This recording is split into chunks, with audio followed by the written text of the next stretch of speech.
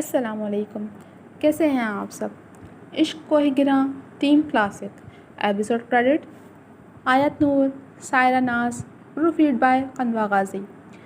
تپتے دل پر یوں گرتی ہے تیری نظر سے پیار کی شبنم، جلتے ہوئے جنگل پر جیسے برقع برسے رک رک تھم تھم، جہاں جہاں تیری نظروں کی اوس ٹپکی ہے وہاں وہاں سے ابھی تک غبار اٹھتا ہے، جہاں جہاں تیرے جلووں کے پھول بکھرے تھے وہاں وہاں دل و وحشی پکار اٹھتا ہے، وجہ بے رنگی گلزار کہوں تو کیا ہو، کون ہے کتنا گنہگار کہوں تو کیا ہو، تم نے جو بات سر بزم نہ سننا چاہی میں وہی بات سردار کہوں تو کیا ہو، نہ منہ جھکا کے جیے ہم نہ سر جھکا کے جیے، ستم گروں کی نظر سے نظر ملا کے جیے، اب ایک رات اگر کم جیے تو کم ہی سہی، یہی بہت ہے کہ ہم مشعلے جلا کے جیے۔ ساحل لدھیانوی۔ سائرہ اس ملاقات کے بعد دفتر جانے کے بجائے سیدھا گھر آ گئی تھی۔ شام تک وہ اپنی سوچوں میں الجھی کمرے سے بھی نہ نکلی، اپنا فون بھی اس نے بند کر رکھا تھا۔ وہ اس وقت کسی سے بھی بات نہیں کرنا چاہتی تھی۔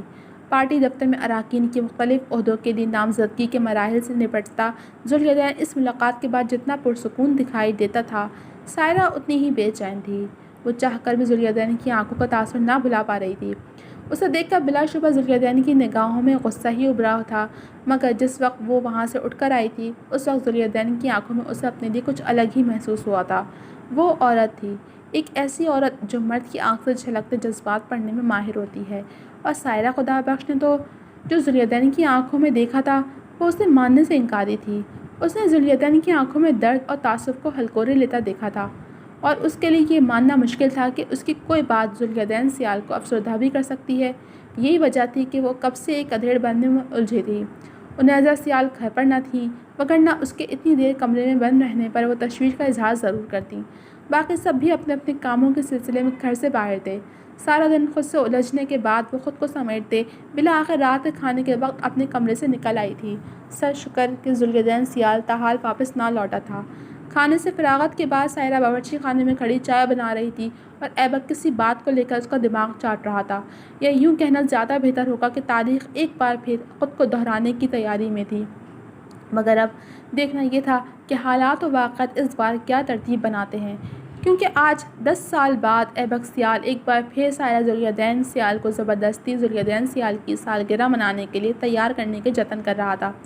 ایبک، ضد مت کرو، تمہیں پتہ ہے میں یہ سب نہیں کر سکتی۔ سائرہ جھنجھلا کر رہ گئی تھی اس کی مسلسل ضد پر۔ کیوں نہیں کر سکتی؟ آخر مسئلہ کیا ہے؟ شوہر ہیں وہ تمہارے؟ ایبک ہنوز اپنی ضد پر اڑا ہوا تھا۔ علیزہ نے کچن میں داخل ہوتے ہوئے حیرت سے ان دونوں کو دیکھا۔ ہمیشہ ہر بات پر متفق ہونے والوں میں آج کس موضوع پر بحث چھڑی ہوئی ہے؟ اختلاف کی وجہ؟ سوالیہ نظروں سے ایبک کو دیکھتے ہوئے اس نے دوسری نظر سائرہ پر ڈالی جو سر جھٹکتی چولہے پر رکھی چائے کپوں میں انڈیل رہی تھی۔ اسی سے پوچھو، عجیب و غریب مشورے سے نواز رہا ہے مجھے، اور خواہش یہ ہے کہ میں ان مشوروں پر عمل بھی کروں۔ وہ تپی ہوئی تھی ایبک کے بنائے ہوئے منصوبوں پر۔ پتہ بھی تو چلے کہ ہوا کیا ہے۔ علیزہ نہ سمجھی سے اسے دیکھ رہی تھی کہ سائرہ ٹھنڈے مزاج کی لڑکی تھی، اسے غصہ بہت کم آتا تھا، اور ایبک کی فضول باتوں پر غصہ کرنا تو علیزہ کا ڈپارٹمنٹ تھا۔ پھر بھلا سائرہ کیوں جھنجھلائی ہوئی تھی؟ بھائی کا کل برتھ ڈے ہے، اسے صرف اتنا کہا ہے کہ برتھ ڈے کے خود دیر کرے، کوئی پیارا سا گفٹ لائے ان کے لیے اور بہت اچھا سا تیار ہو، اور میڈم اسی پر اتنا خار کھا رہی ہیں۔ ایبک نے اصل بات اسے گوش گزار کی۔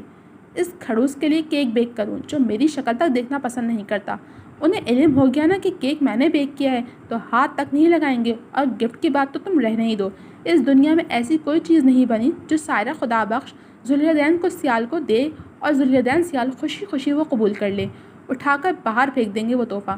اچھا سا تیار ہوں میں اس شخص کے لیے جس کا مجھے دیکھتے ہی ایسا منہ بن جاتا ہے جیسے کڑوا کریلا چبا لیا ہو، اور پھر جب انہیں میں پسند نہیں تو مجھے بھی کوئی شوق نہیں ہے خود کو ٹرے میں سجا کر ان کے سامنے پیش کرنے کا۔ میری بھی کوئی عزت نفس ہے۔ جو شخص مجھے نہیں پسند کرتا مجھے بھی اس کے سامنے نہیں جانا، وہ جیتا رہے اپنی اکڑ اور خود پسندی میں۔ سائرہ خدا بخش اتنی ارزاں نہیں کہ خود کو چھوڑ جانے والے کے پیچھے بھاگنے لگے۔ وہ جب بولنے میں آئی تو بنا رکے بنا سانس لیے بولتی چلی گئی۔ یہ شاید صبح کا بچا ہوا غبار تھا جو اب نکلا تھا، ورنہ پچھلے کچھ ہفتوں سے ذوالیدین سیال اسے دیکھ کر صرف مسکرا ہی رہا تھا۔ یہی چیز اسی چیز سے ڈرتا ہوں میں۔ بھائی تمہاری طرف دیکھتے تک نہیں کیونکہ تم نے کبھی انہیں اپنی طرف متوجہ کرنے کی کوشش نہیں کی۔ ان کے سامنے ہمیشہ ایک دبو کمزور سی لڑکی بن جاتی ہو، خود کو اتنا سمپل رکھتی ہو۔ مجھے ڈر ہے کہ اس سادہ سی سائرہ کی جگہ وہ طرح دار پر اعتماد لویزہ نہ لے لے۔ ولی بھائی اتنے عرصے کے بعد لوٹے ہیں، بابا جان یقیناً آج نہیں تو کل ان سے تم دونوں کے رشتے کے بارے میں بات ضرور کریں گے، اور ان کے بات کرنے سے قبل تمہیں بھائی کی زندگی میں اپنی جگہ بنانی ہوگی۔ ایبک نے اس کی تقریر کو نظر انداز کرتے صرف اپنا نقطہ نظر اس کے سامنے رکھا۔ وہ بیچارہ تو انجان ہی تھا کہ سائرہ کب ذوالیدین سیال کے سامنے اپنی زبان کی جوہر دکھا چکی ہے، اور لویزہ سے ذوالیدین کی ملاقات کے بعد اتنی شانتی تو ان سب کے ہوش اڑا دینے والی تھی۔ آئی تھنک ایبی ٹھیک کہہ رہا ہے سائرہ، ولی ویسے بھی محرم ہیں تمہارے۔ اگر تم اپنے اور ان کے درمیان موجود رشتے کو ٹھیک کرنے کی، غلط فہمیاں مٹانے کی کوشش کرو تو اس میں کوئی مذائقہ نہیں۔ تم میں کوئی خامی، کوئی کمی نہیں ہے، اور بلا شبہ تم ایک اچھی ہمسفر ثابت ہو سکتی ہو۔ خود کو ولی کے سامنے مضبوط بناؤ، انہیں یہ احساس دلاؤ کہ تم اتنی بے ضرر نہیں ہو کہ وہ تمہاری ذات کو حقیر جانیں۔ تمہیں دیکھ کر ان کے چہرے پر جو بیزاریت، آنکھوں میں جو استہزاء کا رنگ ابھرتا ہے، ان رنگوں کو بدلنے کے لیے کوشش تمہیں خود کرنی ہوگی۔ ان کے سامنے ڈرنے، جھجکنے، ہکلانے یا گھبرانے کے بجائے پراعتماد ہو کر آؤ کہ وہ تمہارا یہ روپ دیکھ کر حیران رہ جائیں، اور 10 سال پہلے جو اپنے نکاح کے فیصلے پر وہ پچھتا رہے تھے اور شاید آج تک اس پچھتاوے میں مبتلا ہیں، وہ مجبور ہو جائیں تمہارے حوالے سے اپنے جذبات بدلنے کے لیے۔ علیزہ نے نرم اور پر اثر لہجے میں سائرہ کو سمجھانے کی کوشش کی تھی۔ اس کی آخری بات پر ایبک کے گلے میں ایک گلٹی ابھر کر معلوم ہوئی کہ وہی تو جانتا تھا کہ ذوالیدین کے جذبات۔ مجھے کسی بھی مرد کو اپنی طرف متوجہ نہیں کرنا، خواہ وہ میرا محرم ہی کیوں نہ ہو۔ یہ سب گر نہیں ہے میرے پاس، اور نہ ہی مجھے کسی کو کوئی صفائی دینی ہے۔ وہ دو ٹوک انداز میں گویا ہوئی، تو لیزے سے ہی سیکھ لو نا۔ ایبک کی زبان میں فوراً کھجلی ہوئی۔ وہ سائرہ کی بات کا اور ہی مطلب سمجھا تھا۔ ہر بات میں مجھے گھسیٹ کر لانا ضروری ہوتا ہے کیا؟ علیزہ نے تیکھے چدونوں سے اسے گھورا۔ تم سے محبت اتنی ہے کہ بات چاہے کسی کی بھی ہو، میری زبان پر اب تمہارا ذکر آ ہی جاتا ہے۔ ایبک کی آنکھوں میں شرارت واضح تھی۔ علیزہ نے منہ بناتے ہوئے سر جھٹکا۔ ویسے میں نے کچھ غلط بھی نہیں کہا، مجھے اپنے پیچھے پاگل بنا رکھا ہے تم نے۔ اپنی بات منوانے اور ہر وقت میری توجہ حاصل کرنے کے لیے تم ایسے گر آزماتی ہو کہ میں اش کر اٹھتا ہوں۔ یوں لگتا ہے جیسے شوہر کو قابو کرنے کے لیے باقاعدہ کلاسز لی ہوں تم نے۔ تو چند ایک کلاسز سائرہ کو دو، اور وہی گر اسے بھی سکھا دو۔ سنا تو ہوگا تم نے، کر بھلا ہو بھلا۔ تم اس کا بھلا کرو، خدا تمہارا بھلا کرے گا۔ ٹھیک کہہ رہا ہوں نا میں سائرہ؟ ایبک نے بات مکمل کرتے ہوئے سائرہ سے بھی تائید چاہی۔ وہ نفی میں سے ہلاتی مسکراہٹ چھپا گئی، جبکہ ایبک علیزہ کی گھڑتی نگاہوں کی زد میں تھا۔ ہو گیا، اب تم اپنی زبان کو تھوڑا آرام دو تو ہم کچھ کام کی بات کریں۔ ماتھے پر بل لیے علیزہ نے تنزیہ نگاہ سے اسے دیکھا۔ ایبک نے سعادت مندی سے سر ہلاتے ہوئے لبوں پر انگلی جما لی۔ ہاں تو سائرہ، میں یہ کہہ رہی تھی کہ تمہیں ولی کو اپنی طرف متوجہ کرنا ہے، لیکن اس طرح نہیں کہ ہر وقت انہیں میسر آ جاؤ یا ان کے پیچھے پھرتی رہو۔ بالکل بھی نہیں۔ یہ جو مرد ذات ہوتی ہے نا، اس کی سب رمزیں الٹ ہوتی ہیں۔ انہیں اگر زیادہ توجہ دو تو یہ عورت سے بیزار ہو جاتے ہیں، لیکن اگر وہی عورت ذرا سی توجہ دے کر اسے اپنی اس توجہ کا عادی بنا کر بے نیاز ہو جائے، نظر انداز کرنے لگے، تو مرد طرف اٹھتا ہے۔ تمہیں بھی اب ایسا ہی کرنا ہے۔ تھوڑی سی توجہ دے کر انہیں مغرور ہونے دو، پھر ایک دم اپنی وہ توجہ چھین لو، اگنور لسٹ میں ڈال دو۔ دبنے، چھپنے یا جھجکنے کے بجائے کانفیڈنٹ ہو کر اینٹ کا جواب پتھر سے دو۔ وہ جو سمجھتے ہیں کہ تم اللہ کی گائے ہو، اور یہ کہ تمہارے منہ میں تو زبان ہی نہیں، انہیں اپنی زبان کے ایسے جوہر دکھاؤ کہ حیرت سے ان کا منہ کھلا کا کھلا رہ جائے۔ آج سے ڈرنا جھجکنا بند۔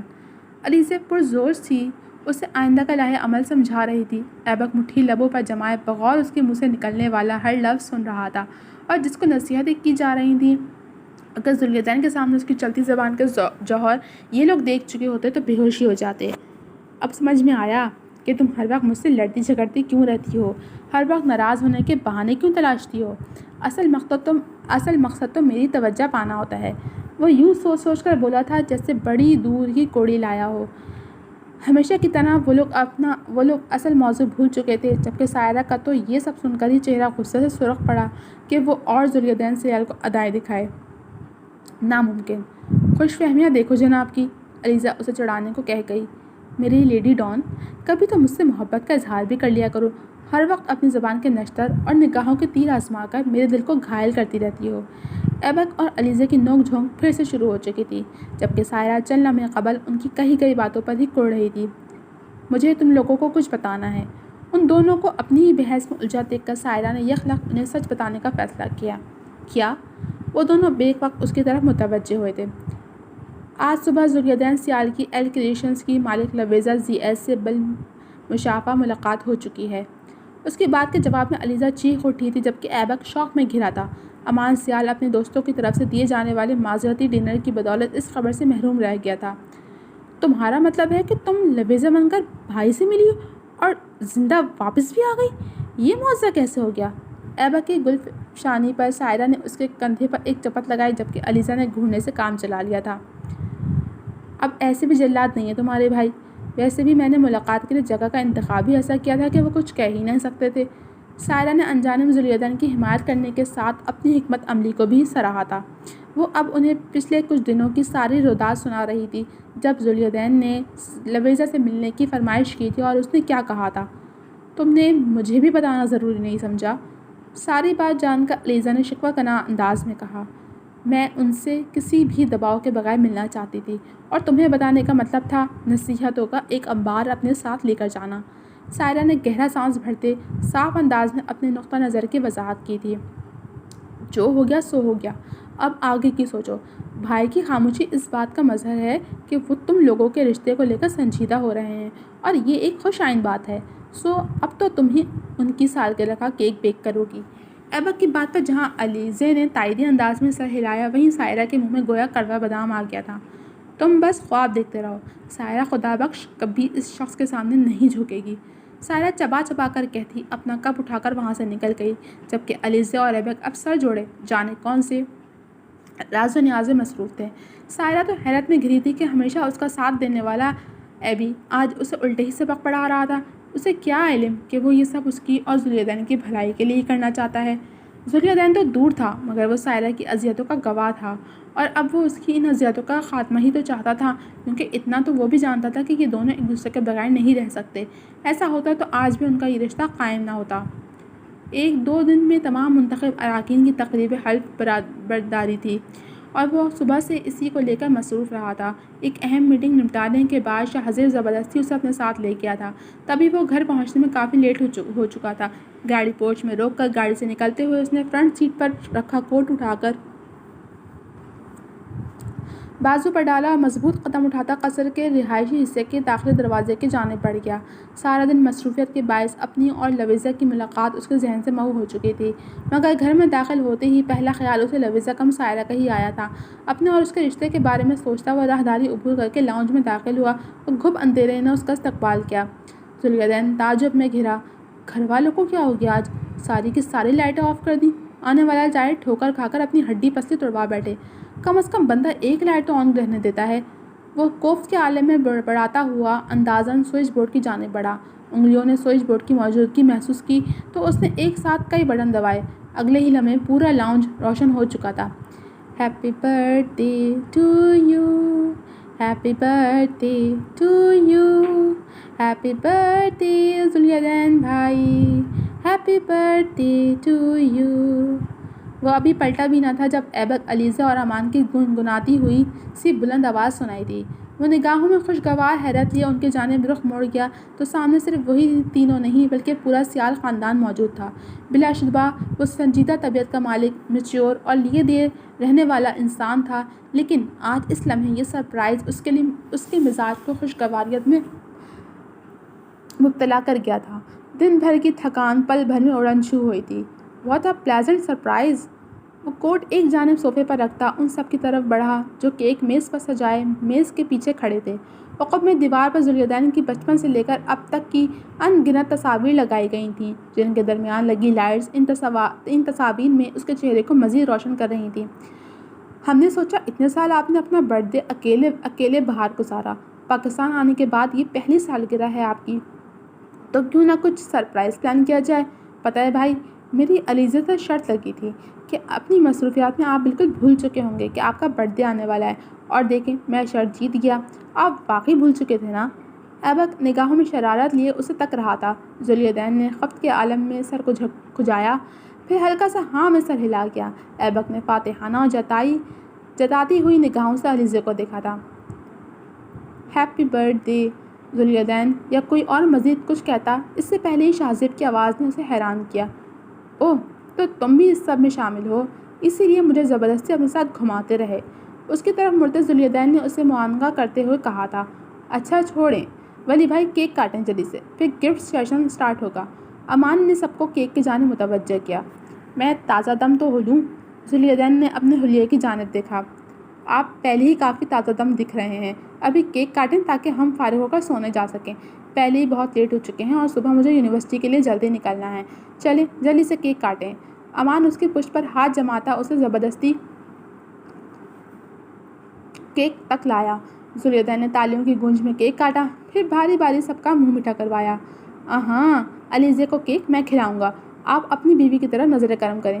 ذوالدین نے کیک علیزے کی جانب بڑھایا ہی تھا جب ایبک نے علیزے کو پیچھے کرتے ہوئے سائرہ کو آگے کی جانب دھکیلا، جو خاموشی سے ایک جانب کھڑی تھی۔ اس نے ایبک کے ہزار کہنے کے باوجود نہ تو کیک بنایا تھا اور نہ ہی ذوالدین کے لیے کوئی تحفہ لائی تھی، مگر ایبک اور علیزے پھر بھی اسے زبردستی اسے کمرے سے کھینچ لائے تھے۔ وہ بھی جہازیب سیال اور انیزہ سیال کے خیال سے چپ چاپ وہاں کھڑی ہو گئی تھی۔ اب وہ اس اچانک افتاد پر بوکھلا کر رہ گئی۔ جب صورتحال سمجھ میں آئی تو بھناتے ہوئے اس نے دل ہی دل میں ایبک کو کئی گالیوں سے نوازا، جو اب سامنے کھڑا دانت نکال رہا تھا۔ ذوالدین نے بغور اس کے چہرے پر پھیلتی برہمیوں اور پھر غصے بھرے تاثرات ملاحظہ کیے۔ اس نے اس کی نظروں کا تعاقب بھی کیا جو شرر بار نگاہوں سے ایبک کو گھور رہی تھی۔ اس وقت ان سب کے علاوہ شاہزیب بھی وہاں موجود تھا، تبھی وہ کسی قسم کی بدمزگی سے بچنے کو مکانگی انداز میں کیک کا ٹکڑا اس کی جانب بڑھا گیا۔ میں خود کھا لوں گی، شکریہ۔ سائرہ نے راستے سے ہی کیک کا وہ ٹکڑا اچکا اور پیچھے ہٹ گئی کہ اس صورتحال میں سب کی توجہ کا مرکز بننا گوارا نہیں تھا۔ ذوالدین کو اس کا رویہ ناگوار تو گزرا لیکن وہ ضبط کر گیا۔ اب باری ہے گفٹ سیشن کی، سب اپنے اپنے گفٹ تھام لیں بھائی۔ ایبک نے ماحول کو بدلنے کو میز کے عقب میں رکھے تحائف کی ڈھیر کی طرف اشارہ کیا اور اپنا گفٹ اچک لیا۔ باقی سب نے بھی اس کی تقلید کی تھی۔ اب سب لبوں پر مسکراہٹ سجائے باری باری سے تحفے تھما رہے تھے۔ شاہزیب نے بھی جھٹ اس کار خیر میں حصہ ڈالا۔ وہ تحفہ دیتے ہی معذرت کرتا وہاں سے چلا گیا تھا۔ یہ تحفہ میں تمہارے جہیز میں ساتھ بھیجنے کے لیے نہیں لایا ہوں، تم یہ ابھی کے ابھی جا کر بھائی کو دے رہی ہو۔ ایبک نے سائرہ کو ٹہوکا دیتے ہوئے کہا تو وہ اسے ایک تیز گھوری سے نواز گئی، جو زبردستی اسے میز پر لگے ڈھیر میں سے ایک تحفہ تھما گیا تھا۔ سائرہ بیٹا آؤ، گھبرا کیوں رہی ہو؟ جس وقت ایبک نے اسے خوبصورت شاپر میں موجود نفاست سے باندھا گیا تحفہ تھمایا تھا، اسی وقت انیزہ کی نگاہ اس سمت اٹھی تھی۔ ہر بات سے انجان وہ تو بس سائرہ کے ہاتھ میں موجود شاپر دیکھتی ہی خوشی سے نہال ہوتے ہوئے اسے پکار گئیں۔ ان کی آواز پر جہازیب سیال کی گردن بھی سائرہ کی طرف مڑی تو وہ جذبس ہو کر رہ گئی۔ تم دونوں ذرا اس سب کے بعد اپنے کمرے میں چلو، پھر بتاتی ہوں تمہیں۔ سائرہ نے تپے ہوئے سے انداز میں دانت پیستے گویا ایبک اور علیزے کو اپنے دانتوں کے بیچ رکھ کر دبایا ہو۔ کم آن سائرہ، میری محنت بیکار مت کرو، بی کانفیڈنٹ، گفٹ پکڑو اور جا کر دو ولی کو۔ علیزہ نے اسے، وہ ابھی آئی تھی ان کے پاس، وہی ایبک کے ساتھ جا کر یہ تحفہ خرید کر لائی تھی۔ تم دونوں نے طے کر رکھا ہے میری بے عزتی کروا کے رہو گے آج؟ سائرہ نے خفگی سے انہیں دیکھا۔ بالکل بھی نہیں، کسی میں اتنی ہمت نہیں کہ ہماری سائرہ کی بے عزتی کر سکے۔ آج بس تمہارا ڈیمو ہے، مضبوط دکھانا ہے تمہیں خود کو، بی بریو، ڈرنا بالکل بھی نہیں ہے۔ اگر ولی تمہیں کچھ بھی کہیں تو بنا جھجک دو چار سنا کر انہیں یہاں آ جانا، باقی ہم سنبھال لیں گے۔ علیزہ نے اسے کندھے کے گرد بازو پھیلاتے ہوئے اس کی حوصلہ افزائی کرنی چاہیے۔ سائرہ جانتی تھی کہ وہ دونوں جب تک اپنا مطالبہ پورا نہیں کروا لیتے اس کی جان نہیں چھوڑیں گے۔ وہ ان کی بات سے انکار بھی کر دیتی مگر جہازیب سیال اور انیزہ سیال کی منتظر نگاہوں پر اس نے آنکھیں میچ کر خود کو پرسکون کرتے ہوئے اپنے آپ کو اس مرحلے کے لیے تیار کیا۔ جلدی کرو ورنہ وہ سڑیل اپنے روم میں چلے جائیں گے۔ ایبک کی دہائی پر اس نے ادھر دیکھا جہاں امان ذوالدین کو اپنا تحفہ دیتے ہوئے شرارتوں میں لگا تھا۔ امان سے گفٹ لے کر یقیناً ذوالدین اپنے کمرے کا رخ کرتا۔ سائرہ خود پہ ضبط کرتی اس کی جانب قدم بڑھا گئی۔ Happy birthday. Zuldeen finally Aman سے گفٹ پکڑنے میں کامیاب ہو چکا تھا اور اب گفٹ میز پر رکھ رہا تھا جب اسے عقب سے کانوں میں رس گھولتی آواز سنائی دی۔ وہ پلٹا تو مقابل سائرہ کو موجود پایا۔ آواز سن کر نگاہوں میں جو حیرت کا عنصر در آیا تھا چہرے پر نظر پڑتے ہی وہ غائب ہوا۔ دل اس کے وش کرنے پر خوشگوار انداز میں دھڑکا تھا مگر اس نے فوراً اسے ڈپٹا کہ ابھی لبیزہ والا صدمہ نہیں بھولا اسے۔ گفٹ سائرہ نے اسے ساکت کھڑے دیکھ کر لٹھ مارا انداز میں اسے اپنے ہاتھ میں تھامے تحفے کی جانب متوجہ کرنا چاہا۔ انداز میں واضح ناگواری تھی۔ ذوالدین سیال کی نگاہوں نے اس کے چہرے سے ہاتھوں تک کا سفر طے کیا تو آنکھوں میں مزید تحیر امڑ آیا۔ سائرہ اور اسے تحفہ دے، یہ کیسا موضوع تھا؟ اپنے دشمنوں کی خوشی میں شامل ہونے کا خیال کیسے آ گیا آپ کو آج؟ حسب توقع گفٹ تھامتے ہوئے اس کی جانب سے گہرے طنز کا تیر چلایا گیا۔ سائرہ کے کٹاؤ دار لب بھیج سے گئے تھے۔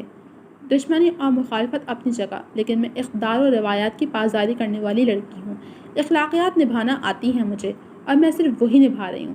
لیکن پھر بھی آپ کی تسلی کے لیے بتا دوں، یہ تحفہ میں نے نہیں خریدا اور نہ ہی مجھے معلوم ہے کہ اس میں کیا ہے، سو بہتر ہے کہ کسی غلط فہمی کا شکار مت ہوئیے گا۔ ایک اور بات مسٹر ذوالدین سیال۔ سائرہ کے تحفہ تھماتے ہی انیزہ جہازب سیال کے پکارنے پر ان کی جانب متوجہ ہوئیں تو سائرہ نے اس کی طبیعت صاف کرنا ضروری سمجھا۔ اپنی بات مکمل کر کے وہ جاتے جاتے پلٹی۔ یہ جو دشمنی کا راگ الاپ رہے ہیں نا آپ، یہ دشمنی آپ کی خود ساختہ ہے۔ میری طرف سے نہ کل کبھی آپ میرے لیے دشمنوں کے فہرست میں تھے، نہ آج اور نہ آئندہ کبھی ہوں گے، لیکن اس کا یہ مطلب بھی نہیں ہے کہ ہم دوست ہیں۔ میں یہاں آپ کے لیے نہیں بلکہ صرف اپنے دوستوں کی خوشی کے لیے موجود ہوں، جنہیں لگتا ہے کہ وہ ایسی بچکانہ حرکتیں کر کے ہمارے بیچ سب کچھ صحیح کر دیں گے، مگر وہ کیا ہے نا کہ کبھی کبھی دوستوں کو خوش فہمی میں بھی جینے دینا چاہیے۔ اس کی بات پر ذوالدین کے لب گلائی میں سکڑے۔ سائرہ اپنی بات مکمل کرتی واپس مڑ گئی۔ اس کی بات پر ذوالدین نے بے اختیار ستائش کے اس انداز میں دایاں ابرو اچکایا جیسے اس کی باتوں سے خاصا محظوظ ہوا ہو۔ اس کا لفظ سنتے ایبک کی خوش فہمی کے غبارے سے سچ مچ کی ہوا نکلی تھی، مگر ذوالدین کے مسکراتے لب دیکھ کر اس کے منہ سے بے ساختگی میں ہی سیٹی نکلی تھی۔ ذوالدین نے سیٹی کی آواز سن کر کھا جانے والی نظروں سے اسے دیکھا تو وہ فوراً کچھ فاصلے پر ہوا، جبکہ ذوالدین نے پھر سے نظر دور جاتی سائرہ کے پشت پر گاڑی جو اسے بہت کچھ باور کرواتی اب یقیناً اپنے کمرے کی طرف جا رہی تھی۔ دیکھتے ہیں مس لویزا کہ اگر ہم دشمن نہیں ہیں تو پھر کیا ہیں، خود کلامی کے سے انداز میں کہتے ایک جاندار مسکراہٹ نے اس کے ہونٹوں کو چھوا تھا۔ اگلے ہی پل سر جھٹکتا وہ بھی سب سے معذرت کرتا سیڑھیاں پھیلانگتا اپنے کمرے کے جانے پڑ گیا۔ انہیں ذیلی ملازمین کو تمام تحائف ذوالدین کے کمرے میں پہنچانے کا کہہ کر جہازب سیال کے ساتھ اپنی آرام گاہ کی طرف بڑھ گئی تھیں۔ سب لوگ اپنے اپنے کمروں کی جانب بڑھ گئے تو ایبک اپنے کمرے میں جانے کے بجائے فون ہاتھ میں لے کر باہر لان میں نکل آیا۔ کچھ ہی دیر بعد وہ شاہزیب جنجوعہ سے محور گفتگو تھا۔ شاہزیب بھائی، مجھے آپ سے ایک بات پوچھنی ہے۔ سلام دعا کے بعد ایبک نے مبہم انداز میں گفتگو کا آغاز کیا۔ ایک کیا، ہزار پوچھو۔ دوسری طرف سے فوراً سے پیشتر اجازت دی گئی تھی۔ نہیں، مجھے بس ایک بات کا جواب دے دیں کہ بھائی جب سائرہ سے محبت کرتے تھے تو وہ کس بات کو لے کر اس سے خفا ہوئے تھے؟ ایبک کے سوال پر وہ پل بھر کو چپ رہ گیا تھا۔ تمہیں کیا لگتا ہے؟ شاہزیب نے چند ثانیے بعد سوال در سوال کیا۔ کیا سچ یہ ہے کہ انہیں لگا تھا کہ وہ میرے اور سائرہ کے درمیان آ گئے ہیں؟ ایبک کا جوابی سوال پھر سے شاہزیب کو لاجواب کر گیا۔ بالآخر ایبک سیال سچائی جان گیا تھا، وجہ جو بھی تھی، لیکن نقصان دونوں جانب کا ہوا ہے۔ شاہزیب کا اس کی بات کی تصدیق یا تردید کے بنا ہی بات بدلنا ایبک کے شک کو تقویت بخش گیا تھا۔ مطلب میرا شک ٹھیک تھا اور اب مجھے ہی سب صحیح کرنا ہے؟ ایبک کے لہجے پر شاہزیب چونک اٹھا۔ تم کیا کرنے والے ہو؟ اس نے فوراً پریشانی سے استفسار کیا۔ میں اپنے حصے کا کام کر چکا ہوں، اب بھائی کی باری ہے۔ ایبک کا انداز ابھی بھی غیر واضح ہی تھا۔ کیا میں جان سکتا ہوں کہ تم نے کیا کیا ہے؟ ایسا نہ ہو کہ نادانستگی میں تم ایک بار پھر اس کی انا کو چھیڑ دو۔ میں نے 10 سال اسی جرم کی سزا بھگتی ہے۔ شاہزیب نے سوال کرنے کے ساتھ اسے تنبیہ کرنا بھی ضروری سمجھا۔ نہیں، اس بار ایسا کچھ نہیں ہوگا۔ اس بار ان کی انا کا خول بری طرح چٹکے گا۔ ایبک کا لہجہ پر یقین تھا۔ میں نے بھائی کو سائرہ کی طرف سے تحفے میں اس کی ڈائری دلوا دی ہے، جس میں اس کے دل کا ایک بہت اہم راز پنہاں ہے۔ ایبک نے مزید کہتے گویا اس کے سر پر بم پھوڑا تھا۔ شاہزیب ایک دم بیٹھے سے اٹھ کھڑا ہوا۔ ایبک، کہیں ایسا نہ ہو کہ سب صحیح کرنے کے چکر میں تم پھر سے بگاڑ دو۔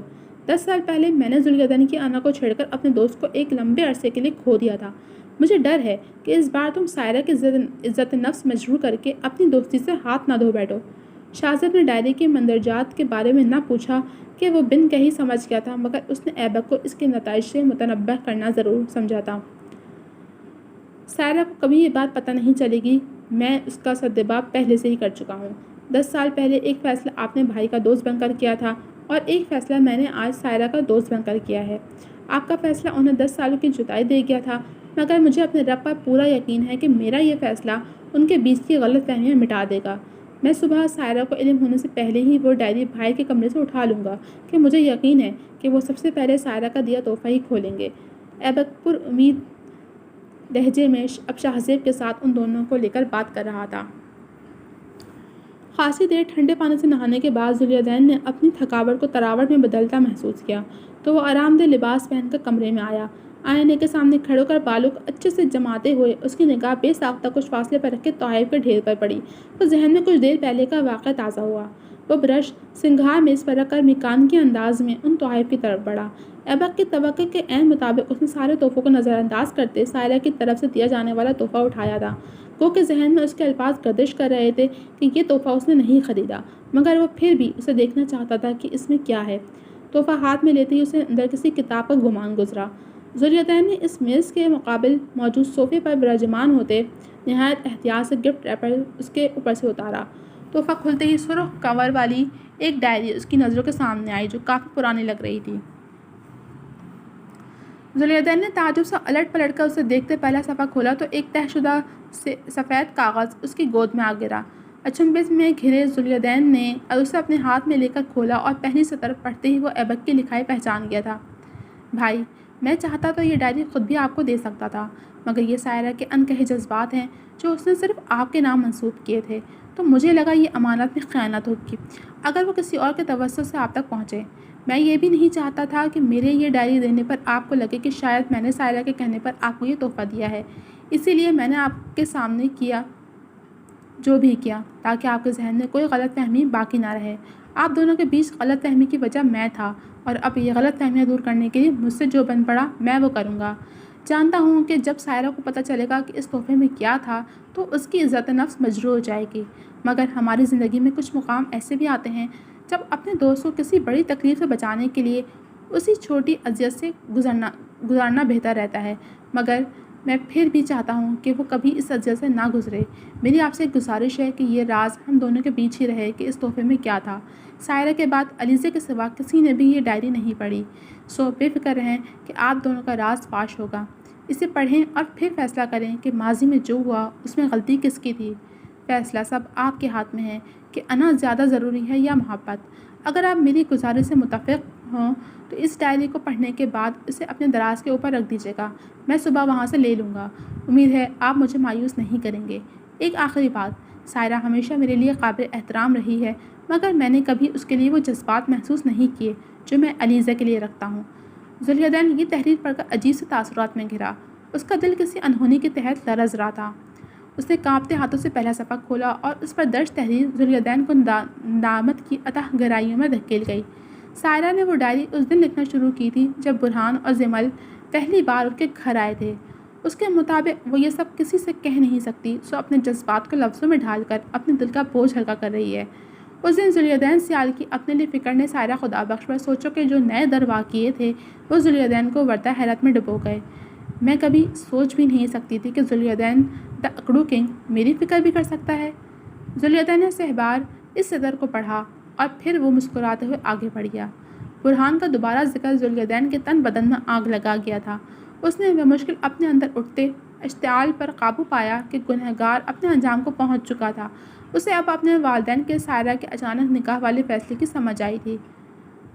مجھے یوں لگتا ہے کہ میرا وجود اندیکھے انگاروں کی زد میں ہو۔ اگر بابا سائیں بر وقت نہ آتے تو آج میں کسی کو منہ دکھانے کے قابل نہ ہوتی، یا پھر شاید میں ہوتی ہی نہ۔ سائرہ کے تحریر کردہ یہ الفاظ ذوالدین کا دل درد سے بھر گئے۔ اس نے اس شدت سے سائرہ کی تکلیف کو محسوس کیا تھا کہ اس کی آنکھیں جھلملا گئیں۔ صفحہ در صفحہ اس کی زندگی کی اوراق کھولتے وہ اس باب پر آن پہنچا جب سائرہ نے ذوالدین کے لیے اپنے جذبات کو لے کر فکر کا اظہار کیا تھا۔ میں بھی کتنی پاگل ہوں، جانتی ہوں کہ وہ مجھے کبھی پسند کر ہی نہیں سکتے اور ان سے دل لگا بیٹھی ہوں۔ اگر انہیں پتہ چل گیا کہ میں کیا فضولیات سوچ رہی ہوں تو وہ تو مجھے جان سے مارنے سے بھی دریغ نہیں کریں گے۔ اماں بھی تو مجھے کچا چبا جائیں گی۔ یہ الفاظ اور مزید ایسے ہی بہت سے واہمے اس پر سائرہ کا ڈر بڑے اچھے سے واضح کر گئے تھے۔ وہ ایک بار پھر نئے سرے سے پشیمان ہوا کہ اس کے رویے نے اس کامنی سی لڑکی کو کس درجہ اذیت میں مبتلا رکھا تھا۔ پربتوں کے پار ہی تو جانا چاہتی ہوں میں ان کے سنگ، مگر افسوس کہ یہ ممکن نہیں۔ یہ تحریر یقیناً شاہزے کے گھر جاتے وقت ذوالدین کی کہی گئی بات کا جواب تھی۔ اس کی حسرتیں ذوالدین سیال کی تکلیف دوچن کر رہی تھیں۔ اس کا اعتراف محبت ذوالدین کو خوش کرنے کے بجائے اس کی طبیعت مزید بوجھل کر گیا۔ وہ کیا سوچتا رہا تھا اور آج پتہ چلا کہ حقیقت تو اس کی سوچ کے بالکل برعکس تھی۔ میں کیوں بابا سائیں اور اماں جان کی بات نہیں سمجھ پائی؟ مجھے کیوں لگا کہ وہ ذوالدین کے بارے میں بات کر رہے ہیں؟ میں کیوں ہوں اتنی بے وقوف؟ ابھی تو میرا بھائیوں جیسا دوست ہے، میں کیسے کروں گی یہ سب؟ ذوالدین کو یقیناً یہ سب نہیں پتہ۔ انہوں نے تو کہا تھا کہ وہ بابا سائیں سے بات کریں گے، پھر یہ سب کیا ہے؟ مجھے یقین ہے کہ ایبک انکار کر دے گا، لیکن اگر وہ بھی میری طرح مجبور ہو گیا؟ نہیں، مجھے سب اچھا سوچنا چاہیے۔ ساحرہ کی یہ تحریر ذوالدین سیال کی ایک اور الجھن سلجھا گئی کہ اس نے ایبک کے لیے کیوں ہاں کہی، جبکہ سچ تو یہ تھا کہ وہ تو ہمیشہ سے ذوالدین کے لیے ہی ہاں کہنا چاہتی تھی۔ تاریک رات دھیرے دھیرے اختتام پذیر ہونے کو تھی۔ ہر نیا صفحہ ذوالدین پر ایک نیا انکشاف کر رہا تھا۔ ایبک کے لیے ہاں کہنے کے بعد اپنے رویے کی چبھن ساحرہ کے لفظوں کی صورت اس نے اپنی آنکھوں میں محسوس کی تھی۔ ساحرہ کے محسوسات ذوالدین سیال کا چہرہ بھگو گئے تھے۔ ساحرہ کی تکلیف ذوالدین سیال کو رلا رہی تھی۔ اسے آج احساس ہوا کہ اس کی تنہائی کا عذاب ساحرہ کی اذیتوں کے آگے کچھ بھی نہ تھا۔ کل میں خود کو ایک ایسے شخص کے نام کرنے جا رہی ہوں جس کے بارے میں کبھی ایسا سوچنا بھی میرے لیے محال تھا۔ میں کیسے اس دکھ کے ساتھ جیوں گی کہ میں نے علیزے کی محبت اس سے چھینی ہے؟ شاید اسی لیے میری محبت مجھے نہیں ملی۔ آج یہ سفر تمام ہوا۔ الوداع میری تنہائیوں کے ساتھی۔ ساحرہ کی اختتامی سطور ذوالدین پر ایک نیا انکشاف کر گئیں کہ علیزہ اور ایبک بھی ایک دوسرے کو پسند کرتے تھے۔ ساری گرہیں سلجھیں تو نئی الجھنیں اس کی منتظر تھیں کہ اب سب ٹھیک کیسے کرنا ہے، کیونکہ اتنا تو وہ جان ہی گیا تھا کہ اب پہل اسے ہی کرنی تھی۔ اپنی انا کے بت کو پاش پاش کر کے اسے یوں ساحرہ کو منانا تھا کہ اس کا راز بھی چھپا رہے اور اس کی عزت نفس بھی مجروح نہ ہو۔ اب جو بھی کرنا تھا ذوالدین سیال کو ہی کرنا تھا۔ اب اس کی حمیت کو بھی یہ گوارا نہ تھا کہ ساحرہ اس کے سامنے کسی بھی طور جھکے۔ وہ اپنی جگہ بالکل ٹھیک تھی اور اب ذوالدین کو ہی اس کا مان بڑھانا تھا۔ اسی ادھیڑ بند میں فجر کی اذان اس کی سماعتوں سے ٹکرائی تو ذوالدین سیال اپنے رب کے حضور درست راہ کے تعین کی عرضی پیش کر کے پرسکون ہو گیا۔ نماز کی ادائیگی کے بعد بستر پر لیٹتے وہ ایک بار پھر وہ ڈائری دیکھنے لگا۔ دل چاہا کہ کسی متاع کی طرح اسے خود سے لگا کر رکھے، مگر اب ساحرہ کی انا اور خودداری سب سے مقدم تھی۔ سو کچھ دیر نیند لینے کے بعد گھر سے نکلنے سے پہلے وہ ڈائری ایبک کی ہدایت کے مطابق وہیں چھوڑ گیا تھا۔ وہ تو چلا گیا تھا مگر کچھ اوراق پر اس کے آنسو اپنی نشانی چھوڑ گئے تھے۔ گر قید کرو گے میرا انداز تخیل، اڑ جاؤں گا لے کر پر پرواز تخیل۔ کرتاس و قلم مجھ سے اگر چھین بھی لوگے، گونجے گی جہاں میں میری آواز تخیل۔ ہر گوش سماعت پہ نقوش اس کے رہیں گے، مقبول زمانہ ہے میرا ساز تخیل۔ تخلیق بھی، تخریب بھی، تعمیر بھی، اس میں تفصیل کے اجمال میں ہے راز تخیل۔ پابندی افکار نے ذہنوں کو کیا قتل، دو چار نفس باقی ہیں دم ساز تخیل۔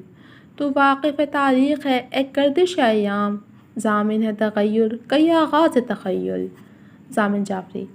شہری اقتدار پر ایک روشن سویرا اتر آیا تھا۔ اپنے دفتر میں اراکین کو ہدایات دیتا ذوالدین سیال رات آنسوں میں بہہ جانے والے ذوالدین سے یکسر مختلف تھا۔ اس کی آنکھوں کی سرخی رت جگہ کی غماز تو تھی مگر چہرے پر چھایا سکون کسی طور اس کے اندر کی اکھاڑ پچھاڑ کو ظاہر نہ کر پایا۔ دوسری طرف اس سب سے انجان ساحرہ بھی اپنے دفتر میں کسی کلائنٹ سے سر کھپا رہی تھی۔ علیزے کسی میٹنگ کے لیے دفتر سے جا چکی تھی۔ دن ڈھل کر شام کے سایوں میں کھونے کی تگ و دو میں تھا جب سایہ ذوالدین سیال کے فون کی بجتی گھنٹی نے اسے اپنی طرف متوجہ کیا۔ وہ لیپ ٹاپ پہ جلدی جلدی ٹائپ کرتی اب کام کے آخری مراحل میں تھی۔ اس کے بعد اسے گھر کے لیے نکل جانا تھا، مگر گھر جانے کی جو جلدی اسے ہمیشہ ہوتی تھی نہ جانے کیوں وہ آج نہیں تھی۔ دل عجیب بوجھل سا تھا۔ ابھی کام مکمل کر کے وہ اپنا سامان سمیٹ ہی رہی تھی کہ اس کا فون گنگنا اٹھا۔ نظریں موڑ کر فون کی ایک طرف دیکھا اور کالر آئی ڈی پر نگاہ پڑتے ہی خوبصورت سی مسکراہٹ اس کے لبوں پر پھیل گئی۔ جانتی تھی کہ اس وقت یہ شخص صرف ایک ہی مقصد کے لیے اسے کال کر سکتا ہے۔ یقیناً علیزے اس کا فون نہیں اٹھا رہی تھی۔ مسکراہٹ دباتے اس نے رابطہ بحال کر کے فون کان سے لگایا۔ السلام علیکم، آپ کی زوجہ محترمہ دفتر میں موجود نہیں ہے۔ فون کان سے لگاتے اس نے سلامتی بھیجنے کے ساتھ ہی اسے اطلاع دی اور مزید گویا ہوئی۔ مجنوں صاحب، آج کیا پھر بیوی کو منانے کے لیے میری مدد درکار ہے، لیکن ان خدمات کے لیے اب کی بار آپ کو باقاعدہ ہم سے معاہدہ طے کرنا ہوگا۔ دھیمے لیکن قدر شرارتی لہجے میں کہتے وہ مقابل کو اچھا خاصا تپا چکی تھی۔ وعلیکم السلام، یا سائرہ، یہ وقت مذاق کا نہیں ہے۔ I really need your help, آج ہیلپ کر دو پلیز۔ ایبک اس وقت ٹھیک ٹھاک جھنجھلایا ہوا لگتا تھا۔ صبح ہی اس کی علیزے سے کسی بات کو لے کر جھڑپ ہوئی تھی، تو اب یقیناً علیزے کو منانے کی ہر کوشش ناکام جانے کے بعد اس نے بالآخر سائرہ سے مدد لینے کا فیصلہ کیا تھا۔ شروع میں جب علیزہ شدید ناراض ہوتی اور کسی صورت نہ مانتی، تب سائرہ ہی وہ واحد ہستی تھی جو علیزہ سے کچھ بھی کروانے کی اہلیت رکھتی تھی۔ علیزہ کتنی بھی ضدی سہی مگر سائرہ کا کہا نہیں ٹالتی تھی۔ یہی وجہ تھی کہ ایبک اس بار کافی عرصے بعد سائرہ کے پاس آیا تھا، مگر اسے علم ہی نہیں تھا کہ اس بار یہ سب ایبک کا سوچا سمجھا منصوبہ تھا۔ کیوں؟ کیا اب بھی معاملہ جناب ایبک سیال کے ہاتھ سے نکل چکا ہے؟ میں ایسا کرتی ہوں، ابھی گھر ہی جا رہی ہوں، علیزہ کو تیار کرواتی ہوں، اسے کینڈل لائٹ ڈنر پر لے جاؤ، اس کے پسندیدہ ریستوران، وہاں سے شاپنگ اور پھر لانگ ڈرائیو، اور علیزہ راضی۔ اس نے جھٹ پر سارا معاملہ سیٹ کر دیا، جبکہ دوسری طرف ایبک کا دماغ بھی خاصی تیزی سے کام کر رہا تھا۔ گو کہ وہ آج سارا دن دفتر میں اوپر تلے کئی میٹنگز بھگتا کر اچھا خاصا تھک چکا تھا، مگر علیزہ کے ساتھ تو وہ شدید بیماری کی صورت میں بھی کہیں جانے سے انکار نہ کرے۔ اس نے فوراً اپنا منصوبہ تبدیل کیا تھا۔ ایک بات تو بتاؤ، تم میری دوست ہو یا علیزہ کی؟ وہ مصنوعی بیچارگی سے بظاہر تپے ہوئے لہجے میں گویا ہوا۔ ارے یہ کیا بات ہوئی، میں تو تمہاری مدد کر رہی ہوں۔ سائرہ نے شرارتی مسکان کے ساتھ بالوں کی ایک لٹ انگلی پر گھماتے ہوئے اسے چھیڑا۔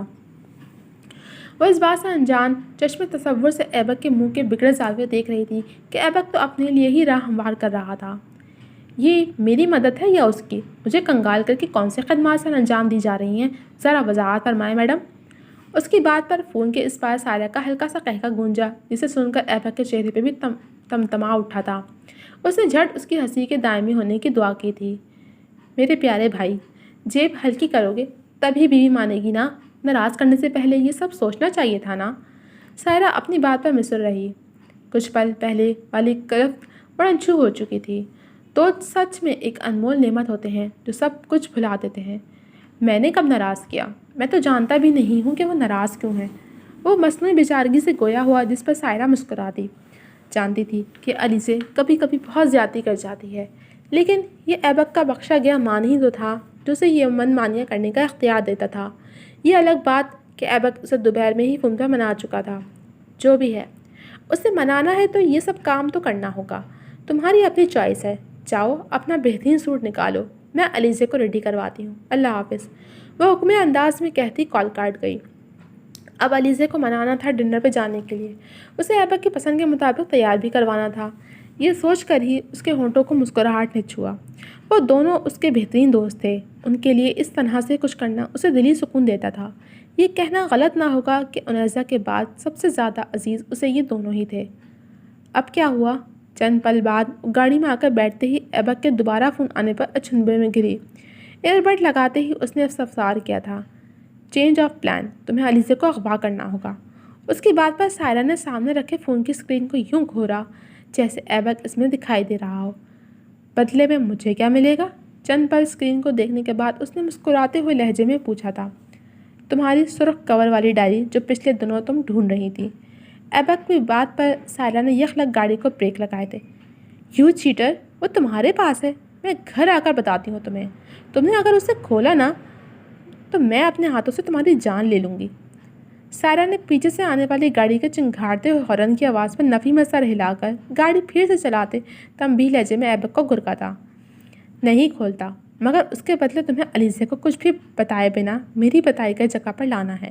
ایبک کی بات پر سائرہ نے اس کے اپنے سامنے ہونے کی خواہش کی تھی تاکہ آسانی سے اس کا گلا دبا سکے۔ وہ جانتی تھی کہ ایبک کبھی بھی اس کی ڈائری نہیں کھولے گا، کیونکہ وہ پہلے بھی ایک دو بار اسے لے کر اپنے مطالبات منوانے کے لیے سائرہ کو تنگ کر چکا تھا، مگر ذوالدین سیال کی یہاں موجودگی کی صورت میں وہ کوئی خطرہ مول نہیں لینا چاہتی تھی۔ وہ یہ بھی جانتی تھی کہ ایبک یہ صرف علیزہ سے ساری بات چھپانے کے لیے کر رہا ہے تاکہ وہ اسے سرپرائز دے سکے، مگر وہ پھر بھی ایک بے نام سے الجھن میں گھری تھی۔ میں آج ہی اس ڈائری کو آگ لگا دوں گی۔ کچھ پل بعد ایبک کے ساتھ مقام طے کرنے کے بعد وہ خود کلامی کر رہی تھی۔ کیا یہ واقعی اتنا آسان تھا؟ ایسا ہوتا تو وہ 10 سال پہلے ہی کر چکی ہوتی۔ گاڑی پچھلے 10 منٹ سے انجان راستوں پہ دوڑتی جا رہی تھی اور علیزہ کو سمجھ نہ آ رہا تھا کہ سائرہ اسے لیے کہاں جا رہی ہے۔ وہ تو ایک میٹنگ نپٹانے کے بعد گھر آ کر آرام دہ حالت میں اپنے کمرے میں سو رہی تھی جب سائرہ نے اچانک اسے جگا کر کسی ایمرجنسی کا کہتے اپنے ساتھ آنے کو کہا تھا۔ اسے تو کپڑے تبدیل کرنے کا بھی موقع نہیں ملا تھا۔ وہ اس وقت اپنے مخصوص گھریلو حلیے میں تھی۔ یہ سائرہ کی طرف سے ایبک کے لیے ایک سزا تھی کہ وہ اس کی بیوی کو آرام دہ کرتا پاجامہ میں اس سے ملوانے لے جا رہی تھی۔ الیزا پچھلے 10 منٹ سے سائرہ سے یہ سوال پوچھے جا رہی تھی جس میں سے کسی ایک کا بھی جواب سائرہ نے نہیں دیا تھا، اور تو گھر سے نکلتے وقت جو پریشانی اس کے چہرے پر رقم تھی اب وہاں ایسا کوئی بھی تاثر نہیں تھا۔ سائرہ، تم مجھے بتاؤ گی کہ ہم کہاں جا رہے ہیں؟ الیزا نے 10 منٹ میں یہ سوال تقریباً 20 بار پوچھا تھا۔ الیزا، میں نے کہا نا ایمرجنسی ہے، پلیز مجھ سے زیادہ سوال مت کرو۔ سائرہ نے کوئی واضح جواب نہیں دیا تھا، جس پر الیزا بگڑے تیوروں کے ساتھ اسے دیکھنے لگی۔ جب تم ایسے برتاؤ کرتی ہو نا سائرہ، تو مجھے تم سے ڈر لگتا ہے، الیزا نے بڑبڑاتے ہوئے کہا، مگر سائرہ کے چہرے کے تاثرات ہنوز سپاٹ تھے۔ سائرہ، یہاں کیوں آ رہے ہیں ہم؟ الیزا نے اسے گاڑی ایک قدرے غیر معروف علاقے کی طرف موڑتے دیکھ کر پوچھا۔ الیزا، تمہیں مجھ سے بھروسہ نہیں ہے کیا؟ سائرہ نے الیزا سے سخت تاثرات کے ساتھ سوال کیا تھا۔ ہے، بٹ ایٹ لیسٹ مجھے بتاؤ تو صحیح۔ الیزا کی بات گاڑی رکنے پر بیچ میں ہی رہ گئی تھی۔ اس نے ہٹ کر دیکھا۔ وہ ایک پرائیویٹ فارم ہاؤس تھا جہاں کسی ذی روح کے ہونے کا گمان نہیں تھا۔ اوکے، اب پہنچ گئے ہیں تو اب بتاؤ کہ ہم یہاں کیوں آئے ہیں؟ الیزا نے گاڑی سے نکل کر اپنے بالوں کو سمیٹ کر جوڑے کی شکل دیتے ہوئے پوچھا تھا۔ آئی ایم سوری الیزا، مگر میں مجبور تھی، سائرہ نے پیچھے سے آتے شخص کو دیکھتے ہوئے کہا جس نے سیاہ نقاب سے چہرہ چھپا رکھا تھا۔ یو شوڈ بی، مجھے اس حالت میں اٹھا لائی ہو؟ الیزا نے خفگی سے اپنے حلیے کی طرف اشارہ کیا۔ اپنے پیچھے کسی کے قدموں کی چاپ پر وہ پلٹی اور ایک انجان کو اپنی سمت آتے دیکھ کر گھبرا گئی۔ یہ کون ہے؟ الیزا نے سائرہ کے تاثرات دیکھے جو بالکل نارمل تھے۔ لو، تمہاری ڈیمانڈ میں نے پوری کر دی، اب میری امانت مجھے لوٹا دو۔ سائرہ نے الیزا کی بات کا جواب دیے بغیر اس نقاب پوش کو دیکھ کر کہا تھا۔ کیا بول رہی ہو سائرہ؟ کون سی امانت؟ اور کون ہے یہ شخص؟ الیزا کو ابھی بھی کسی بات کی سمجھ نہ آ رہی تھی، لیکن سائرہ اس کی جانب متوجہ نہیں تھی۔ اس کی ساری توجہ کمر کا سامنے موجود نقاب پوش تھا۔ تمہیں الیزا ایبک سیال چاہیے تھی اور مجھے وہ ڈائری، سائرہ نے مبہم تاثرات کے ساتھ کہا تھا۔ واٹ ربش سائرہ، کیا مذاق ہے یہ؟ الیزا نے اس کی بات پر بھڑکتے ہوئے سائرہ کو کندھوں سے تھام کر پوچھا تھا۔ تم فکر مت کرو، میں نے ابھی کو بتا دیا ہے، وہ یہاں آ کر تمہیں بچا لے گا۔ یہ سب کرنا میری مجبوری تھی الیزا، سائرہ نے شرمندگی سے آہستہ آواز میں کہا اور الیزا کو اس آدمی کی جانب دھکیلا تھا۔ چھوڑو مجھے، اگر یہ مذاق ہے تو بہت برا مذاق ہے سائرہ۔ الیزا نے خود کو اس نقاب پوش کی سخت گرفت سے آزاد کروانا چاہا، مگر اس کی پکڑ کافی مضبوط تھی۔ سائرہ، تم جانتی ہو ایبی لاہور گیا ہے، تم ایسا کیسے کر سکتی ہو؟ الیزا ایک بار پھر چلائی۔ سائرہ نے چونک کر اس نقاب پوش کو دیکھا کہ وہ لاہور کب گیا۔ وہ ڈائری مجھے لوٹا دو۔ سائرہ نے کڑے تیور لیے اس آدمی کے سامنے ہاتھ پھیلایا جس نے اس ڈائری کے بدلے الیزا کو یہاں تک لانے کی فرمائش کی تھی۔ سائرہ وہ ڈائری لیتے ہی وہاں سے نکل آئی جبکہ الیزا اس آدمی کی گرفت میں چھٹپٹا رہی تھی۔ کون ہو تم؟ میں جانتی ہوں یہ سب کوئی مذاق ہے، تم امان ہو نا؟ کیا بےہودگی ہے یہ، چھوڑو مجھے۔ وہ آدمی اسے اپنے ساتھ گھسیٹتا ہوا فارم ہاؤس کے اندر لے گیا جبکہ الیزا خود کو چھڑوانے کی پوری کوشش کر رہی تھی۔ اندر داخل ہوتے ہی اس آدمی نے دروازہ بند کیا اور الیزا پر اپنی گرفت سے ہلکی کی تھی۔ یہ کیا کر رہے ہو؟ کھولو، ہٹو۔ الیزا دروازے کی جانب بڑھی مگر وہ نقاب پوش دروازے کے سامنے پوری طرح پھیل کر کھڑا ہو گیا تھا۔ الیزا کچھ گھبرا گئی مگر اسے ڈر بالکل بھی نہیں لگا تھا۔ اسے پورا بھروسہ تھا کہ سائرہ اسے کسی غلط انسان کے پاس نہیں بھیج سکتی، مگر سامنے کھڑے انسان کو وہ پہچان نہیں پا رہی تھی۔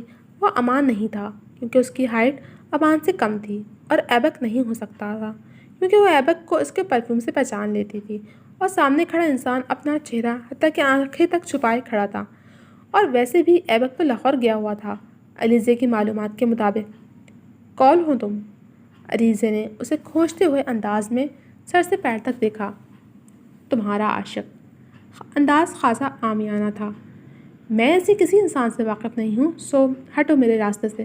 الیزا کو اب الجھن ہونے لگی تھی۔ اتنی مشکل سے ہاتھ آئی ہو، اب راستے سے ہٹنے کی غلطی میں کیسے کروں؟ اس نے دل پر ہاتھ رکھ کر بڑے عاشقانہ سے انداز میں کہا تھا اور الیزا کی جانب بڑھ گیا۔ اس کے گھٹیا سے پرفیوم کی خوشبو سے الیزا کا جی متلانے لگا تھا۔ دیکھو میرے پاس مت آنا۔ علیزہ نے چند قدم پیچھے لیے۔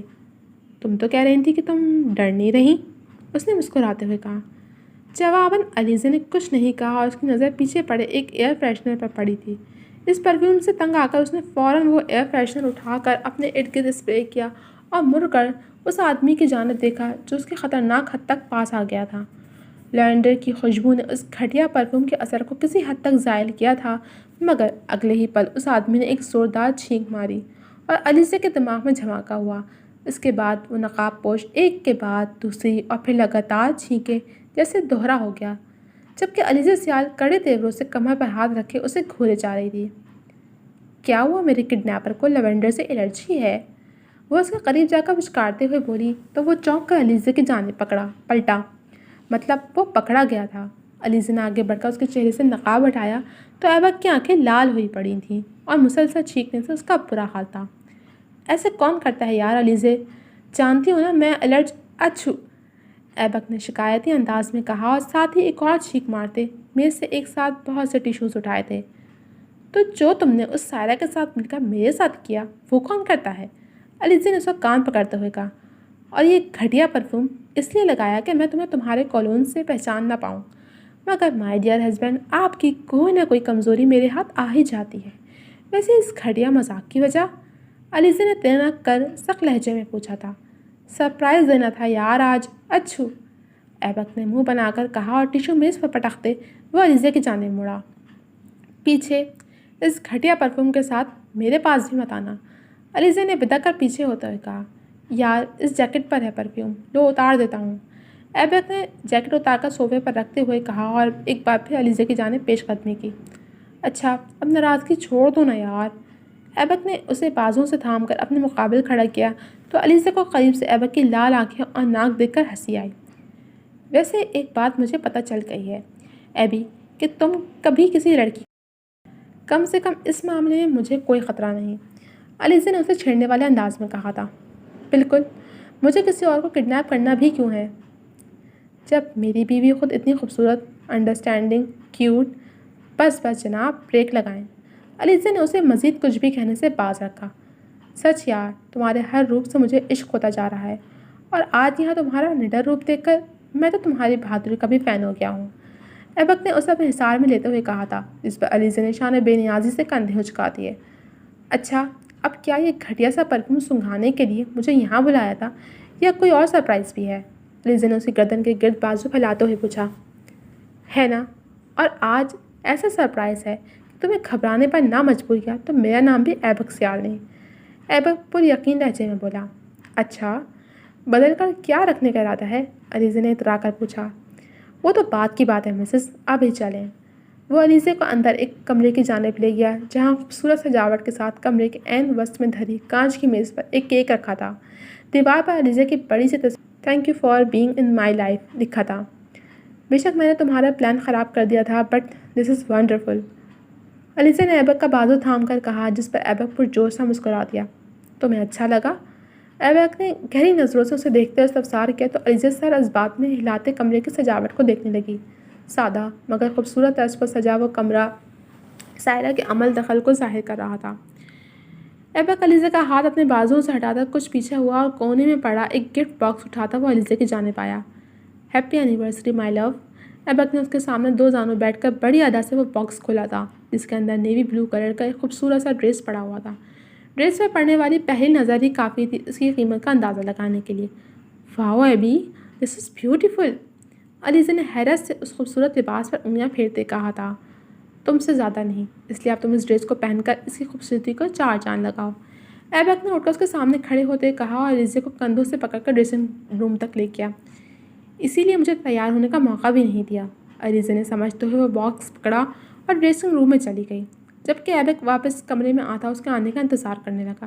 علیزہ لباس تبدیل کر کے جیسے ہی کمرے میں آئی تو ایبک ستائشی نظروں سے اپنی شریک حیات کو دیکھنے لگا۔ نیوی بلو رنگ کے سادہ مگر اسٹائلش سے انگلش گاؤن میں وہ آسمان سے اتری کوئی پری لگ رہی تھی۔ میک اپ سے پاک شفاف گلابی رنگت اور تیکھے نقوش والا وہ حسین چہرہ حسب عادت کھلے بالوں کو ایک ادا سے سیٹ کرتی وہ ایبک کے دل پر وار کر گئی۔ اس قدر پرکشش ہے اس کی ادائیں، واللہ مجھے روز اس سے عشق ہو جاتا ہے، علیزہ کی جانب آتے اسے گہری نظروں کے حصار ملی ایبک نے اپنے دلکش لہجے میں کہا تھا، آج لگتا ہے میرا ناٹ سو رومانٹک ہسبینڈ کافی تیاری کر کے آیا ہے۔ علیزہ نے بھویں اچکاتے ہوئے اس سب سے متاثر ہونے والے انداز میں کہا تھا، تم موقع تو دے کر دیکھو اپنے ہسبینڈ کو رومانٹک ہونے کا، سارے گلے شکوے دور نہ کر دیے تو کہنا۔ ایبک نے اسے اپنے حصار میں لیتے کہا تو علیزہ اس سے نظر چرانے لگی۔ Let's dance. ایبک نے میوزک پلیئر آن کرتے ایک رومانٹک سا انگلش سانگ چلایا اور علیزہ کو اپنے حصار میں لیے آہستہ آہستہ جھومنے لگا۔ علیزہ اس کے کندھے پر سر ٹکائے اس کے دل کے مقام پر ہاتھ رکھے جیسے اس کی دھڑکنیں شمار کر رہی تھی۔ ایبی، علیزہ نے اس کے کندھے سے چہرہ اٹھا کر اس کی جانب دیکھا۔ جواباً ایبک نے بھویں اچکاتے استفہامیہ نظروں سے علیزہ کو دیکھا تھا۔ Thank you for being in my life, Alizeh نے نرم مسکراہٹ کے ساتھ کہا تو ایبک نے مسکرا کر اس کے بال سہلائے۔ Thank you for letting me to take the right decision. Aibak کے اعتراف پر علیزہ نے مطمئن ہو کر اس کے کندھے پر سر ٹکا دیا اور اپنے شریک سفر کی سنگت میں ان خوبصورت لمحوں سے لطف اندوز ہونے لگی۔ ان کی نہ ختم ہونے والی باتیں اور شرارتیں نہ جانے کب تک چلتی رہنی تھیں۔ اپریل کا مہینہ اپنے اختتام کو تھا، سو گرمیوں کی بھی آمد تو تھی ہی، مگر پچھلے 2 دن سے موسم نے ایک دم جیسے پلٹا کھایا تھا، گویا جون جولائی آن پہنچا ہو۔ آج تپتی دوپہر کے بعد شام بھی قدرے گرم ہواؤں کے ساتھ چل کر ہوئی تھی۔ ایسے میں ٹھنڈے ٹھار شربت اور آئس کریم کی دکانوں پر کافی رش دیکھنے میں نظر آ رہا تھا۔ گرمی سے بچنے کے لیے جہاں کچھ لوگ اپنے گھروں میں اے سی کھولے ٹھنڈک کے مزے لے رہے تھے تو وہیں کئی لوگ پارکس میں درختوں کے سائے تلے آرام کر رہے تھے۔ گرمی کی شدت کے باعث امان، علیزہ، ایبک اور سائرہ کا آئس کریم کھانے کا بہت دل چاہ رہا تھا، مگر گھر سے باہر نکلنے کا کسی کا بھی موڈ نہیں تھا۔ یار چلو نا، ہم باہر چل کر آئس کریم کھا کے آتے ہیں، تھوڑا انجوائے ہو جائے گا۔ امان ان کو راضی کرنے کی کوشش میں لگا ہوا تھا۔ نہیں بھائی، مجھے تو معافی رکھو، اتنی سڑی ہوئی گرمی ہے باہر، اس وقت بھی یوں لگ رہا ہے جیسے ہوا آنکھ برسا رہی ہو، میں تو کہیں جا رہا۔ ایبک نے جھرجھری لے کر صاف انکار کیا۔ امان نے سائرہ اور علیزہ کی جانب دیکھا، مگر ان لوگوں کی طرف سے بھی صاف انکار تھا۔ ٹھیک ہے، میں خود جا رہا ہوں اور کسی کے لیے لے کر نہیں آؤں گا، بعد میں کوئی مجھ سے شکوہ نہ کرے۔ دونوں ہاتھوں کو کمر پر ٹکا کر ان سب کو باری باری گھورتے ہوئے باور کروا کے وہاں سے چلا گیا۔ ہم آن لائن منگوا لیں گے۔ اپنے پیچھے ایبک کی آواز اسے تباہ گئی تھی، مگر اس نے کچھ کہنے سے گریز پر تھا۔ چل امان بیٹا، آج اپنی پارٹی خود کرتے ہیں، گرمی ہے تو کیا ہوا، اس گرمی کو بھی جیتے ہیں۔ اپنے کمرے میں آ کر سائڈ ٹیبل سے بائک کی چابی اٹھا کر وہ انگلیوں پہ گھماتا ہوا باہر نکل کے اپنی بائک اسٹارٹ کر چکا تھا۔ قصر سیال سے اس کی بائک نکل کے اب مرکزی شاہراہ پر آ چکی تھی، جہاں کچھ فاصلے پر ایک آئس کریم پارلر تھا۔ وہاں کی آئس کریم کافی مشہور تھی۔ امان اپنی بائک اس کے احاطے میں کھڑی کر کے اندر چلا گیا۔ یہ ایک 2 منزلہ خاصی خوبصورت عمارت تھی۔ اے سی لگنے کے باعث وہاں کا ماحول کافی خوشگوار اور ٹھنڈا لگ رہا تھا۔ سامنے اسکرین پر آئس کریم فلیورز کی تصاویر ماں فروٹس سلائڈس کی صورت میں ابھر رہی تھیں، جن کو دیکھ کر ہی منہ میں پانی آ جائے۔ نچلی منزل پہ ایک جانب جوڑوں کے بیٹھنے کا انتظام تھا تو دوسری طرف صرف لڑکوں کے بیٹھنے کا انتظام تھا، جبکہ دوسری منزل پہ فیملی ہال بنا ہوا تھا، جہاں کافی فیملیز اس ٹھنڈے اور پرمسرت ماحول میں آئس کریم سے لطف اندوز ہو رہی تھیں، تو وہیں دوسری طرف کچھ کپلز بھی اس ماحول میں ایک دوسرے کے ساتھ وقت گزار رہے تھے۔ سیلف سروس ہونے کی وجہ سے امان اپنا آرڈر اٹھانے کے لیے کاؤنٹر کی طرف بڑھ رہا تھا کہ اس کی نظر کپل سائڈ کی طرف اٹھی۔ جینس کے اوپر شارٹ کرتی، گھنگھریالے بالوں کو کیچر میں مقید کیے، آنکھوں پہ ہمیشہ کی طرح موٹے گلاس کا چشمہ لگائے، ایک ہاتھ میں موتیوں کا بریسلٹ پہنے اور دوسرے بازو پہ شولڈر بیگ لٹکائے موبائل پہ نظر جمائے وہ کومل کھڑی تھی۔ ہے مس اندھی، تم یہاں؟ وہ ابروچ کاتا ہوا اس کے پاس پہنچا۔ اس کی آواز پہ اسے نظر اٹھا کر اس کی جانب دیکھا۔ ایک لمحہ لگا تھا اس کو امان کو پہچاننے میں۔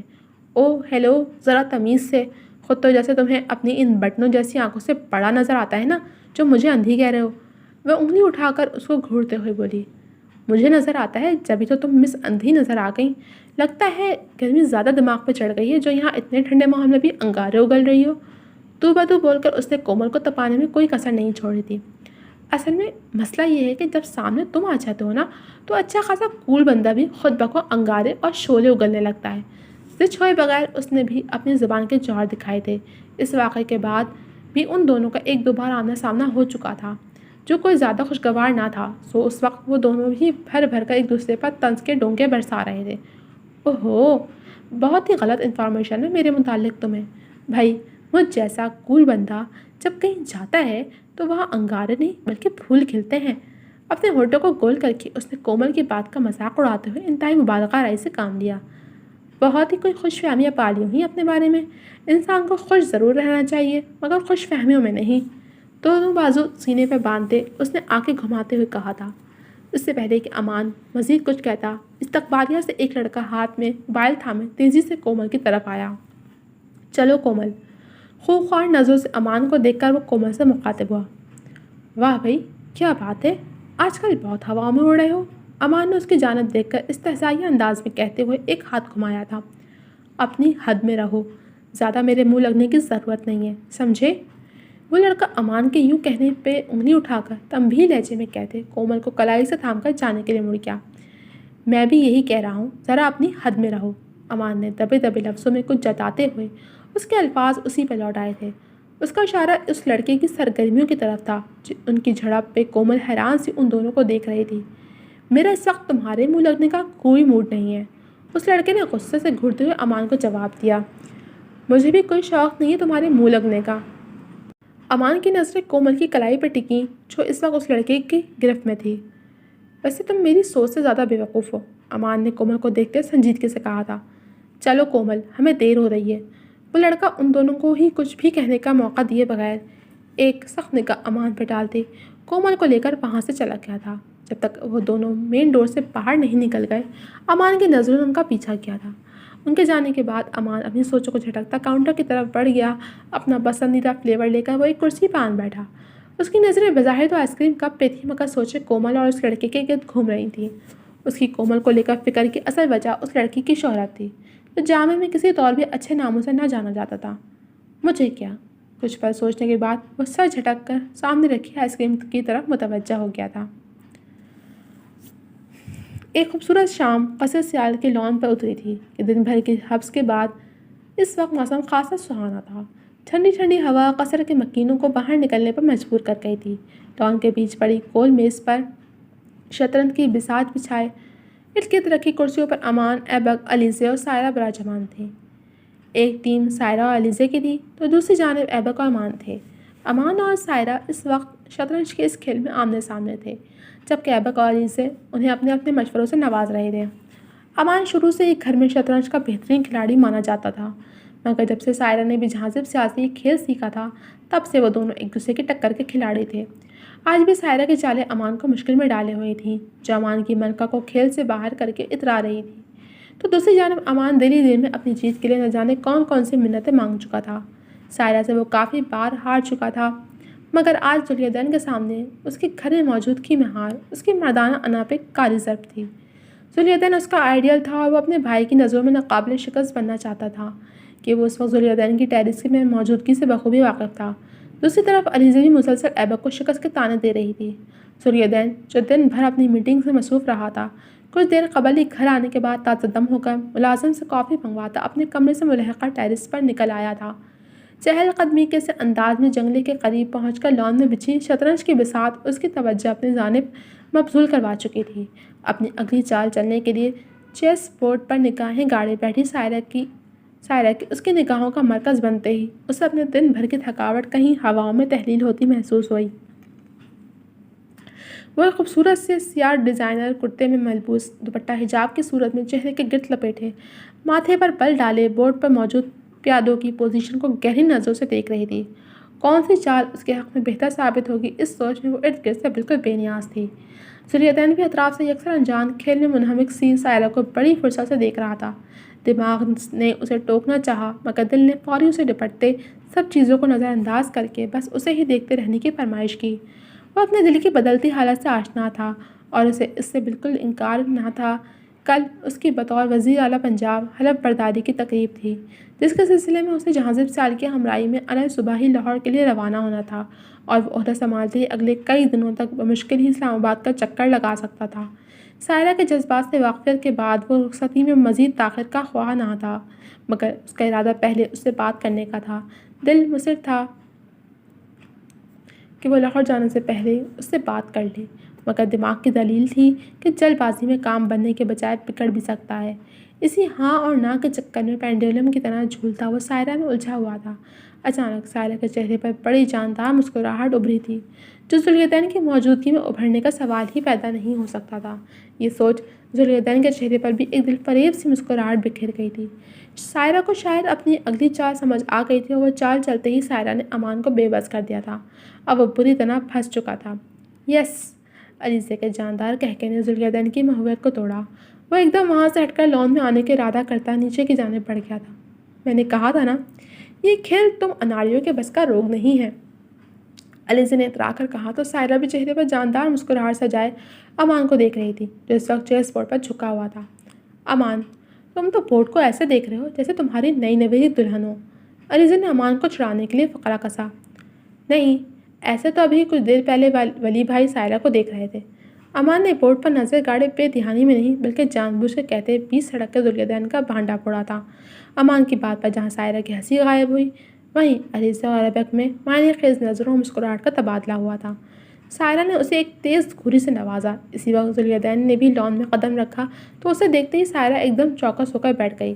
خود کو سنبھال لی وہ وہاں سے چلی جانا چاہتی تھی، مگر اس وقت جیتے ہوئے کھیل کو ہارنا بھی اسے قبول نہیں تھا۔ سو ذوالقرنین کو قطع نظر انداز کرتی سنجیدہ تاثرات کے ساتھ وہ نظریں بورڈ پر جمائے بیٹھی رہی۔ ذوالقرنین نے اس کے انداز نشست کو شدت سے محسوس کیا تھا۔ سائرہ کے تاثرات کا یہ بدلاؤ اس کے دل پر کسی کوڑے کے ماننے لگا تھا۔ اس کی انا ان دونوں کو اس مقام پر لے آئی تھی کہ اس سے آگے کا راستہ غلط فہمیوں کے غبار سے ہٹا ہوا تھا۔ وہ سائرہ پر نظر جمائے آگے بڑھا، وہ ان کے قریب رک کر کافی کے گھٹ بھر تک گہری نظروں سے بورڈ کو دیکھنے لگا۔ امان ابھی بھی سر کھجاتا انگلی کے اشارے سے مختلف چالیں چلتا ہوا اپنے لیے کوئی ایسی چال منتخب کرنا چاہتا تھا جو اس کے کنگ کو سائرہ کی کوئن سے بچا سکے، مگر سائرہ نے ایسا اس کے لیے تقریباً ناممکن بنا دیا تھا۔ امان کے پاس 2 ہی چالیں تھیں اور دونوں صورتوں میں سائرہ کی جیت یقینی تھی۔ ذوالقرنین آگے بڑھا اور جھک کر ایک نظر سائرہ کو دیکھا۔ ایک پل کو دونوں کی نظریں ٹکرائی تھیں، مگر سائرہ نے جھٹ نظریں پھیر لیں۔ ذوالقرنین نے امان کی جانب سے چال چلی جس پر وہ خوشی سے اپنی جگہ سے اچھل پڑا تھا۔ یس یس برو، تھینک یو، آپ نے مجھے بچا لیا۔ امان خوشی کے مارے جھوم گیا، جبکہ علیزہ نے مایوسی اور غصے کے ملے جلے تاثرات کے ساتھ ذوالقرنین کو دیکھا تھا۔ ایبک بھی خاصا خوش نظر آ رہا تھا۔ ایک سائرہ ہی تھی جو بے تاثر نظروں سے بورڈ کو دیکھے جا رہی تھی۔ میں نے کہا تھا نا کہ میرے کنگ کو کیپچر کرنا اتنا آسان نہیں ہے، امان نے اتراتے ہوئے کہا، جبکہ ذوالقرنین دلچسپی سے سائرہ کو دیکھ رہا تھا تاکہ جان سکے کہ اس کا رد عمل کیا ہونے والا ہے۔ اسے پوری امید تھی کہ وہ بچپن کی طرح اپنی ہار پر رونے لگے گی، مگر یہاں وہ غلط تھا۔ سائرہ اس کی واپسی کے بعد سے ہی اس کی ساری توقعات پر پانی پھیر رہی تھی اور وہ اس کی ذات کے سمندر میں غوطے کھا رہا تھا۔ خود کو بچانے کی کوشش میں وہ کبھی ڈوبتا تو کبھی ابھر آتا۔ کچھ لمحے خاموشی سے بیٹھے رہنے کے بعد وہ قدرے آگے جھکی تو سارے ہی اس کی جانب متوجہ ہوئے۔ چیس بورڈ کی جانب ہاتھ بڑھاتے ہوئے اس نے رک کر ایک نظر سامنے بیٹھے امان کو دیکھا اور دوسری جتاتی ہوئی نگاہ ذوالقرنین پر ڈالنے کے بعد ایک دلاویز مسکراہٹ کے ساتھ اپنی آخری چال چلی تھی، شہمات۔ سائرہ کے یہ 2 الفاظ ان سب کے ہی تاثرات بدل گئے تھے۔ یاہو! اگلے ہی پل علیزہ کا نعرہ بلند ہوا تھا۔ ذوالقرنین نے بنا سمجھی سے بورڈ کو دیکھا۔ اس چال پر تو اس کی بھی نظر نہیں گئی تھی، تو سائرہ نے کیسے؟ کبھی کبھی ضرورت سے زیادہ اعتماد اور خود پر مان انسان کو اپنے ارد گرد نظر ڈالنے نہیں دیتا، اور نتیجتاً وہ ہوتا ہے جو تمہارے کنگ کے ساتھ ہوا۔